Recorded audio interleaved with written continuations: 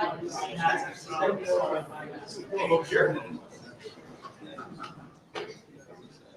everyone. We are going to open straight to questions, Coach.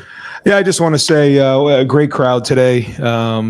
Skull Session was rocking, and a great crowd. So what a great way to start the season. And then also, again, just another shout out to Archie Griffin. I said it during the ceremony. You talk about the impact that a person's made in his life, and they've been playing college football a long time. There's only one two-time Heisman Trophy winner, and that's Archie Griffin. But to me, and I didn't get a chance to see him play, but I did get a chance to see the impact he made off the field with people in the community, with charities, and just have so much respect for what he's done on the field, but also off the field. And he's a great role model for our team. So congrats to him on his recognition this weekend. We're going to open up questions over to the left. Rob Aller, Columbus Dispatch. Yeah, Ryan, until you see Will Howard in action in the shoe, you don't know exactly. Yeah. Now you have a much better idea. What did you like specifically about what he did? Where's a little area where, okay, we're going to keep working on that? I'm going to watch the film and kind of make that determination. I thought he had pretty good poise the whole day. He took care of the football other than the one crazy decision there at the end of the half there to try to force something. Actually, he's got to take a deep breath on that. But, for your first start in the shoe, now he is a more experienced guy, but he's in a new offense, in a new environment. I'll say this overall. I felt like early on, the three inside guys, they hadn't played in this, Seth and Austin first start, Tegra, Jeremiah, Will, Quinn Sean's first time playing here.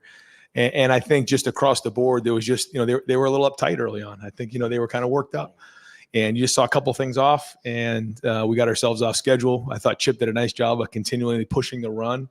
You could see that start to take its effect in the second half. And then I thought we sort of settled in and started to have more fun and kind of, we started to play with a little looser, which is the way we need to play. And I thought we were a little bit uptight early on, and we can't play like that. We got to come out of the gates, playing loose, but I get it. And so we're going to get on the film and grow from there. But for a lot of these guys, it's a start and their first start. So, and then also good to see some younger guys towards the end get in there and play.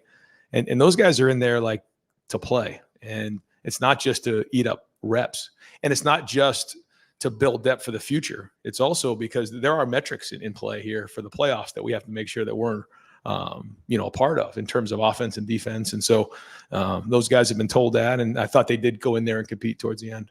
Over here to the right, Austin Ward, and then it'll go to Spencer. Ryan, it seemed like a great coaching decision to let Jeremiah play through those early mistakes there. What did you make of his debut? You tried not to talk about him too much in August, but he ended on a pretty good note. Yeah. You can see the talent, and like you said, we're going to play right through just about all of it. I think he's another guy. I mean, sometimes you look at him, you don't even think he's quite human, but he is. And, he's going to make a few early mistakes, but not very many. You can see the talent there, and he's going to sleep good tonight, though. I can tell you that. And I think they all need to get some rest tonight. It was a long week. It was a hot week. We practiced really hard. We practiced Monday, Tuesday, and Wednesday in pads, physical for a reason. And it was hot out there today, but that's good. It was hard, and they'll sleep good tonight, and we'll get back at it tomorrow. Over to the left, Cameron Teague Robinson, The Athletic. Ryan, kind of off that. Oh, you left. Sorry. You kind of off that. You talk a lot about wanting to see players fight through adversity. What does it say about Jeremiah? It's so young that he's able to put those two plays in the first drive away and still put the day he had together. Yeah, he's built different. He is. Just the way his approach is, you can see his size and speed and all that. But typically somebody with that type of talent doesn't have the discipline, the focus that he does. And so nobody even batted an eye. I mean, nobody said a word. Like, it was like, he's just going to play through this and we're going to be fine. It wasn't even in consideration because we see what he does every day in practice, and we knew he was going to settle in. Over here to the right, Spencer Holbrook, Lettermen Row. Ryan, the run game looked like it was a little, clunky in the first half.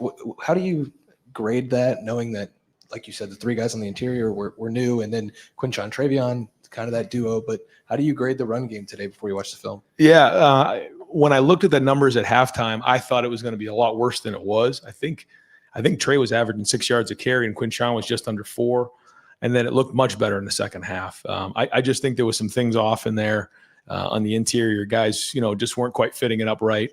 we weren't that far off. I thought schematically we had some good ideas in what we were doing. And there was a couple runs that maybe we could have hit better at running back, but I just think that we were just not great in the fits early on. And I think, you have to ask those guys. They seemed like they were pressing a little bit early on again, but then I thought they really settled in a little bit. I thought Chip called a good game. I really do. I think that, he knows what he wants to get done with this team. He wants to establish this run. And that means, maybe that's not scoring, 70 or whatever, but we need to establish the run late in the season. So we're going to do that. And the quarterback's going to be a part of it. And so I don't know how to grade it. I got to watch the film and see. The good thing is I actually get to watch some of the film during the game now. So I can't just always say I'm going to wait till tomorrow to make a decision. So I did see some of it, and it wasn't all great. It wasn't all bad either, though. Folks, we're going to do one more question for Coach. I'll do multiple questions for Coach, but one more, and then I'm bringing Lathan Ransom in. I'm sending him to the far back table. So if you have anything on that back table, please clean it off. Over here to the left, Bill Rabinowitz, Columbus Dispatch. Ryan, last year's defense was good in a lot of ways, but didn't create a lot of turnovers, not a lot of sacks. You had a bunch of sacks in the first half. You had the two, scores. How important was it for the defense to do that today? Yeah, it was great. I thought that, Joe had a pretty good plan of getting the ball out of the quarterback's hand quickly, and that can eliminate the pass rush quickly and tire the front. But I thought our guys did a good job of getting their hands on some stuff and make that adjustment. But then I know we tightened up some coverage a little bit, made them, hold on to it a few times. And so then, we were able to get home with it. I thought the effort play by Caden Curry was tremendous to come back around, because that wasn't, as I remember it, it wasn't like, a sack, in the first second or two of the play. I mean, it was a scramble, step up. He was kind of towards the line of scrimmage, and then he retraced back with a great effort play and knocked the ball out. And that's something we talk a lot about when you're talking about turnovers. We did a quick study about college and the NFL, and one of the big percentage of turnovers is strip sacks on the quarterback, whether he's in the pocket or coming out of the pocket.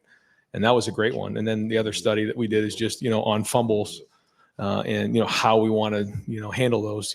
If we're in tight areas, we want to get on them. If we get them open areas, we're scooping and scoring. And there's an art to that. And we practice that every Tuesday. But then I also thought there was some really good block set up on that play as well.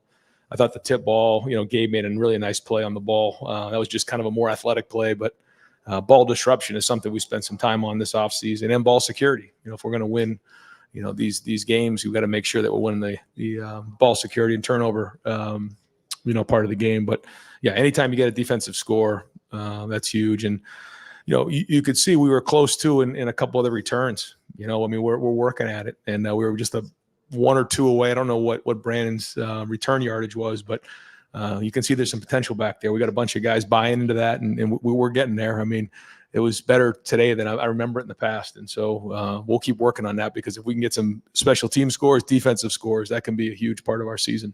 Over here to the right, Dylan Davis, Delaware Gazette. Sonny was ready to be your starting will linebacker. Then he gets thrust into playing that Mike with Cody out. I guess just what stood out to you about him today, and just how impressive it is that he's ready to go do that and be that green dot guy for you in a pinch. Well, here's a guy who went from safety to linebacker to will, and then had to move to Mike when, Cody was down, hoping to get Cody back next week. We'll see how this week goes, but very impressed with playing his real first game at linebacker in a position that he really hadn't been training at for the majority of spring and fall. He's very conscientious, very smart, and handled that very, very well. Over to the left, Joey Kaufman, Columbus Dispatch. Ryan, how close was Donovan to being available? Just what's his status? And then what led to the switch at punter as well? I know you're planning to start Nick and then switch to Joe. Yeah. Donnie, he's going to have a full week next week. We plan on him playing next week. If he doesn't, then, that means he has had a setback, but we want to be smart. We know it's a long season. He was, really all over us about getting back, but we're only going to do it when we feel like, the trainers give him the full go on that. Stephen Means. I got to hit the punter part. Yep, my bad. So going into it, going into last week, I felt like Nick was ahead of Joe. Joe had a much better week of practice leading up to it, significant. And we felt like Joe's experience in the program, being here for a year, was better. We probably could have given Nick one down the stretch there. In hindsight, probably could have done that and should have done that. But we wanted to go with the experienced guy in week one. If Nick can continue to grow and build and learn, then we'll get him in there, because he does have a lot of potential and a big leg. But Joe right now is a little bit more consistent. Over to the right, Stephen Means, Cleveland.com. Right, I know you've had some scrimmages, so you've got at least a walkthrough, but you just didn't call plays for the first time in like 5 years. How were you out there? How did it feel not calling plays? Were there things that maybe you were able to get to that you didn't necessarily have to do in the past? Like, just walk us through. Yeah, I You've don't been doing know. something for 5 years. So I don't know what the film will show, but I felt like I was like shaking over there. Like I was like, I think again, Chip is great because Chip knows what he wants to get done. He's got a long-term vision about what he wants to establish, what he wants this offense to look like. And, in my mind, like, I want to score 50 right now and just, but, when you're running the ball, that takes work. You have to work through, what we saw a little bit in the first half. And, when you have younger guys in there and you're pushing through that, I mean, it's not just going to happen overnight. You got to push through those things. He understands that. He's got great experience in that. So, I thought, he did a nice job of, staying poised in there, sticking with what he wanted to get done. There's still a lot of back and forth, in terms of all of us talking during the game, but overall, I thought he called a good game and established what he wants to establish. Let's get that on film. Let's figure out where we go next week. We're going to do 2 more for Coach. Over to the left, Pat Murphy, 24/7 Sport. Ryan, defensive line, you guys got a lot of pressure last year, didn't always get home. Yeah. 5 sacks, 10 tackles for a loss, I think is what it is. Just what did you make of those guys and getting to the finish line, so to speak? Being disruptive or being dominant are 2 different things, I guess. Right. And being, somebody who's making sacks and getting TFLs, that's a lot more than being disruptive. And that's what we're looking for. And that's the potential that we have. But one thing, again, it's like on offense, when you go out there kind of looking for that and pressing for those type of plays, you can get yourself out of whack. And you have to just trust the defense. And you got to trust the technique that Coach Johnson is teaching. And those plays come when you're not pressing. You got to play loose. You got to trust your teammates, and they'll come. And they did today. And some of those plays were just flat out effort.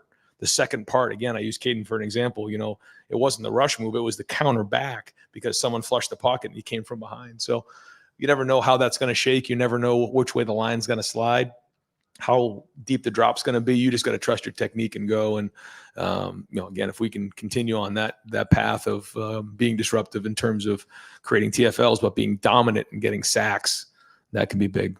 And final question for Coach Dave Holmes, WSYX. Ryan, earlier this week, you said you make assumptions in camp, and then week 1, you learn maybe you weren't right about everything. I'm curious, looking ahead to week 2, is there something you were surprised by, something you need to work on? What's your assumption as you head into week 2? I think, again, I'm going to get on it and figure out who graded out champion. Again, for us, grading out a champion is grading over 80%. Figure out what that looks like, in terms of who did, who didn't, really make sure that I'm saying this the right way before I just kind of make assumptions afterwards. But, no, I think overall the bottom line coming out of the game is I thought we played hard. I thought that we got into a rhythm in the second half, played looser, played aggressive. I felt we were a little bit uptight early on and pressed a little bit. That's kind of how I feel. But again, we'll take a look at the film and go from there. Great, Coach. Thanks you very guys. much. Yep. All right, folks, I'm going to send Denzel Burke to the very back table, and I'm going to put Jeremiah Smith here at the front. If I could get a water for Denzel and one for Jeremiah as well. Yeah, hey, Denzel.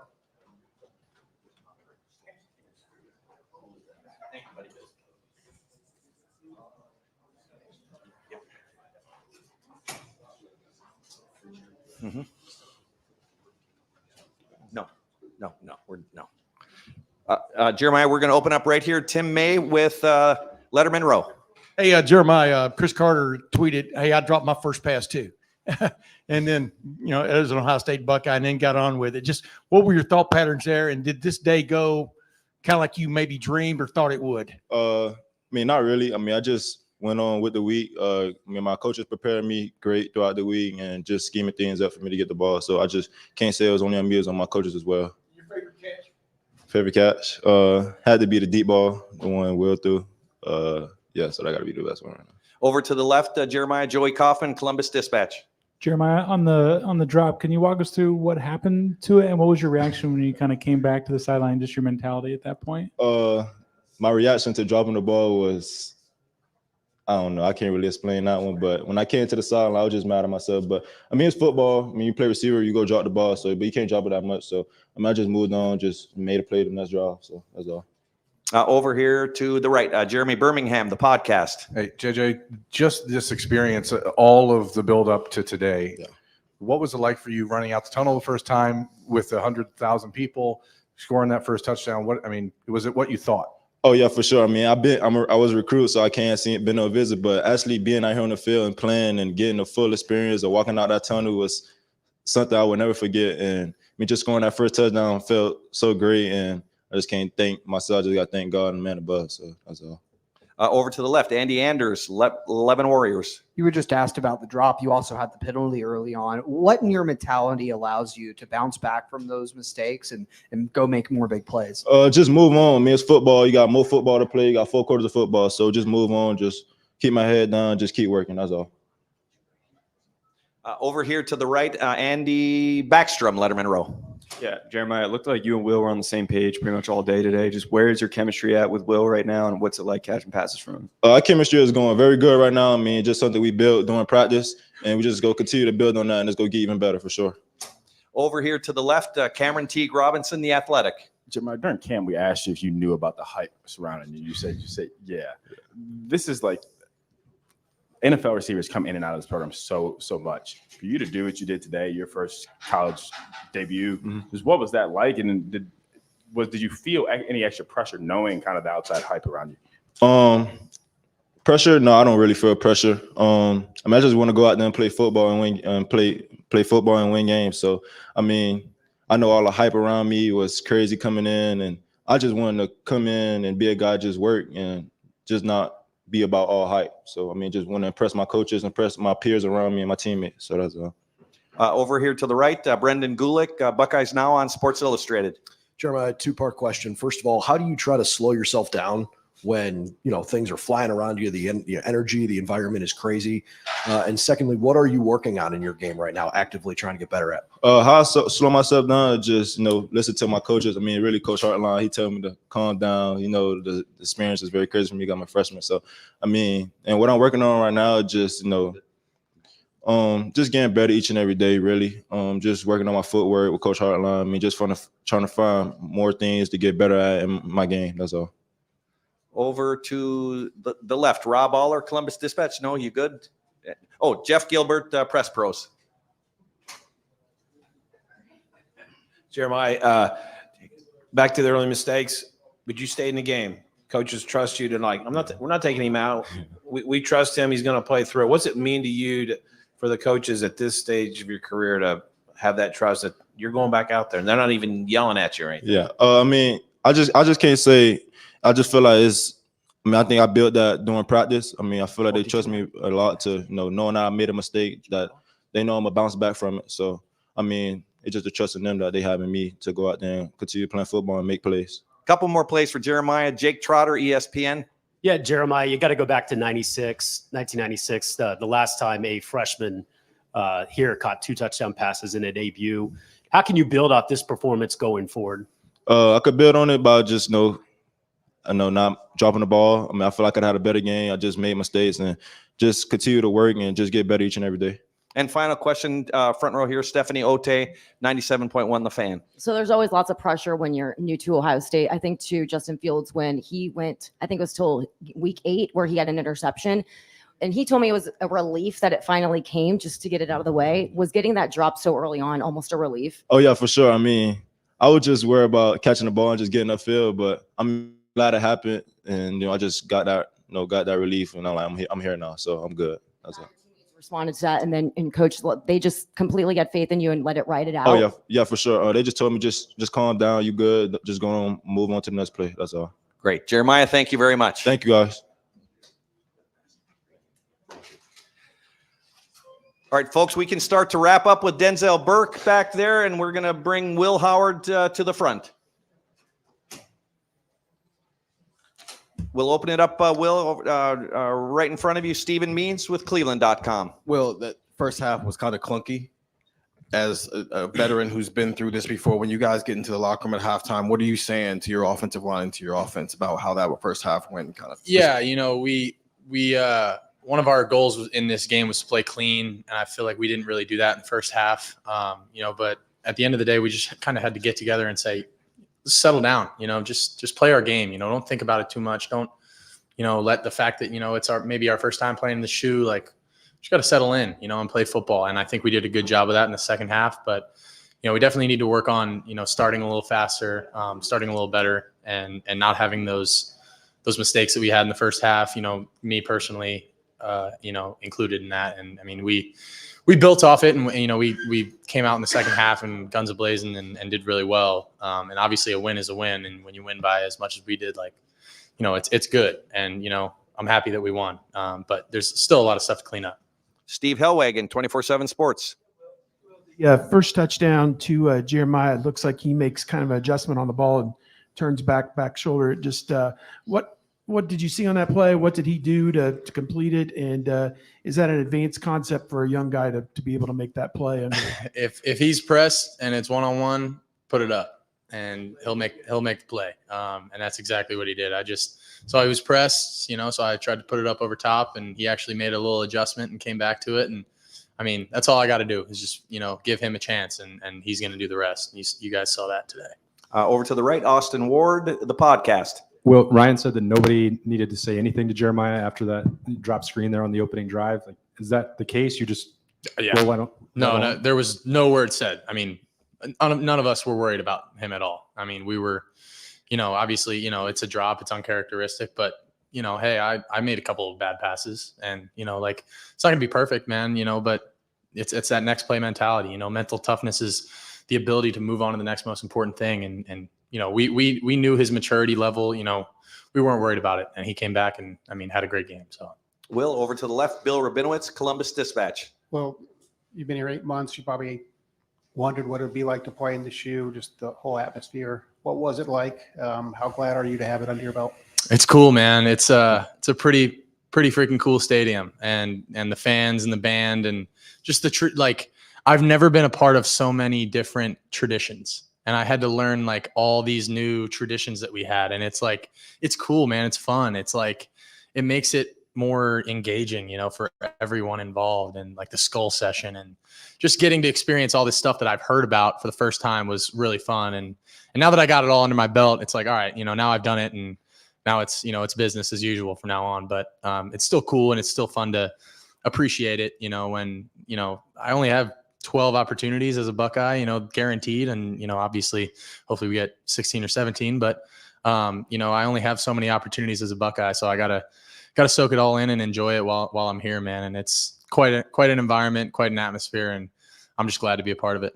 Great. Over to the right, Dylan Davis, Delaware Gazette. You've made it clear before, no disrespect to the guys you played with at Kansas State, but it's a little bit different here with the guys you're throwing to. I guess just, some guys that maybe you wouldn't think would be open. So I guess how did that materialize on the field for you, seeing that in a game, and just how did it feel compared to maybe previous starts? Yeah, it's a freeing feeling when you can kind of just put the ball up and let those guys make adjustments, and you don't have to be as perfect, and that's nothing against, my guys. I had a ton of playmakers at K-State, and I love those guys, and those guys were making plays for me too. But, I'm just trying to talk about the dudes we got here, man. Like, we got some dudes, and it showed out today. And I think, even, down to the Jaden Ballard and Brandon Innes and Bryson Rogers, like, we got depth at that position too. Like, it's cool, man. It makes my job easy.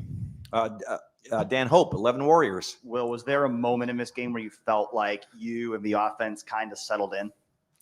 I don't know if there was a moment. I think that second half when we kind of started rolling a little bit, made a couple things happen. I think we did do some good things in the first half. We made some good plays here and there, but really settling into a rhythm, I think that came in that second half, and we kind of got that ball in the third quarter and started driving a little bit. Is it hot in here? Yeah. You guys too? All right. Okay. I was just making sure. Okay, good. All right. But yeah, no. Yeah, okay, good. I'm like, I feel the sweat like coming down my chest right now. But anyway, yeah, I think we settled in that second half, and we're able to go from there. Yeah, I know. I tend to ramble a little bit, so my bad. I see all the fans in the back. Everyone's like waving fans. Over to the right. We'll wrap up here shortly. It's no worries. It's all good. Stefan Kreisnick, Cleveland.com. Well, Coach Day was talking about you guys kind of trying to establish a run a bit there early. What's kind of the thought process, the conversations you're having with Coach Kelly and some of the teammates, maybe when it's frustrating at the start, but you got to kind of keep that patience and establish the run game? Yeah, I feel like there's not much you need to say at that point, because we know what we have to do.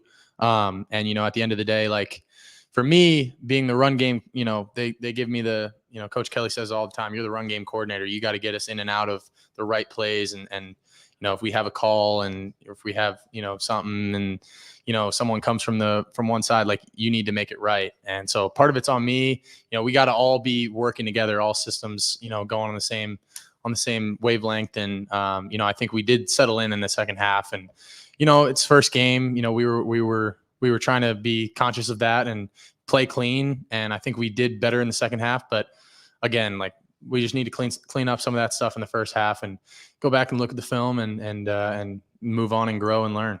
Over to the left, Cameron Teague Robinson, the Athletic. Well, Jeremiah had 6 catches, 9 targets. And he led the team in targets. What is it about you two or your chemistry with him that you think allows you guys to click so well in the first game together on the field? I think, you guys see it. He's pretty darn good at football, first of all.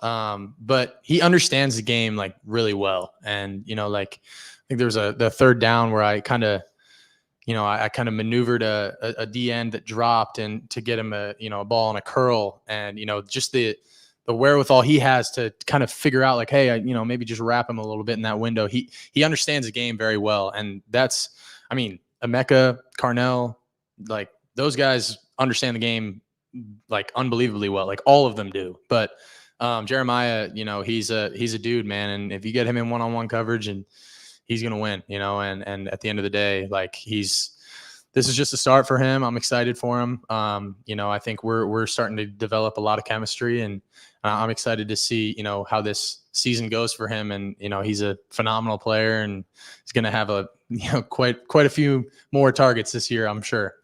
3 more questions. Tim May, Lettermen Row. Yeah. Will, I was just wondering what your favorite pass was today. And I was wondering if the one to Carnell Tate would be right in there because you had him around the fly and he took it to the end zone. Yeah. And then the deep one to Jeremiah Smith. I think y'all ran 11 plays in the third quarter and had 135 yards and 2 touchdowns. So yeah, I don't know. That's a hard one. I don't know if I could pick my favorite throw from today. Probably that fade ball to JJ in the corner of the end zone or that little peak throw I threw to him in the red zone. Like those two, but the one that Carnell, that I just threw a curl to him and he took it 34 yards for a touchdown. That's pretty easy for me, right? I'm just going through my reads. They go one high. I'm going to the field to my curl and there he is. He makes my job easy.